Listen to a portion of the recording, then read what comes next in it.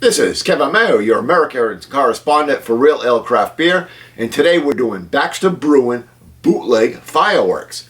Baxter Brewing's out of Lewiston, Maine. They're kind of a little hidden gem of a brewery. You don't hear too much about them, but I've had a couple of their beers. The Stowaway IPA is pretty good. Their Pale Ale, I think it's Palmola Pale Ale, that was pretty good. So it's pretty good little beers. This is an Imperial double IPA, 9% ABV. Produces thundering eruptions of hoppiness, bursting with the aroma of classic American IPA hops, along with a blast of new Australian hop varieties.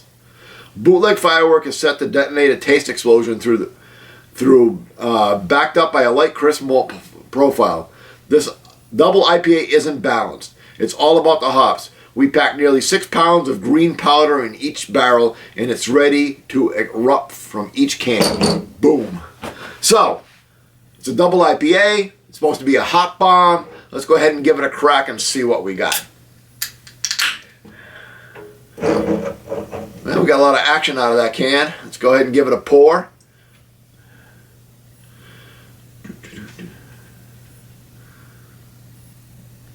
Here we go. Quite a bit of head on this baby.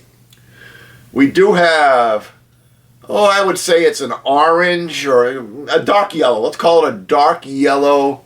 We do have 3 solid fingers, very tight and just slightly off white head. Maybe I would call it tan.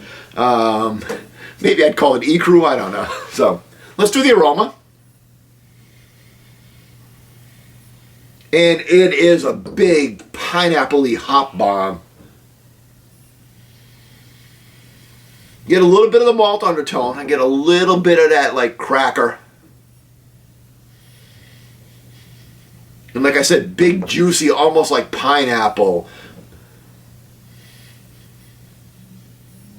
And then a hint of pine cut grass. But really the big aroma, as I said, just like really juicy, and I'm calling it pineapple. It almost smells like pineapple. Let's go ahead and give it a taste.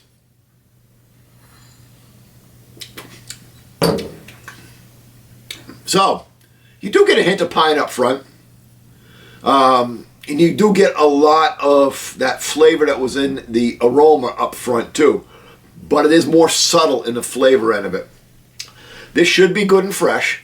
I just looked at their website, and I really don't have too much on the website about this beer, other than the fact that the release date was September 19th, and this is only December 6th, so it should only be 2-3 weeks old, so it should still be good and fresh.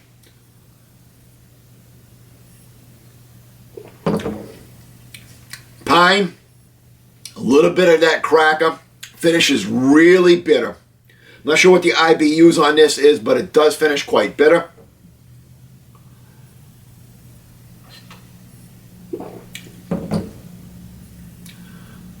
A little bit of that, I was calling it pineapple. Here it's kind of more like citrus, and almost like, I know a lot of times I say grapefruit on an IPA, and it's not so much this one's grapefruit flavor, but all of a sudden you get that bitter, like grapefruit bitter. So you almost taste grapefruit bitter. If you ever eat grapefruit for breakfast with no sugar on it, it's got that real bitter aftertaste, and it has that. And then you get even more bitter building on the back end. So I would call it West Coast more than East Coast.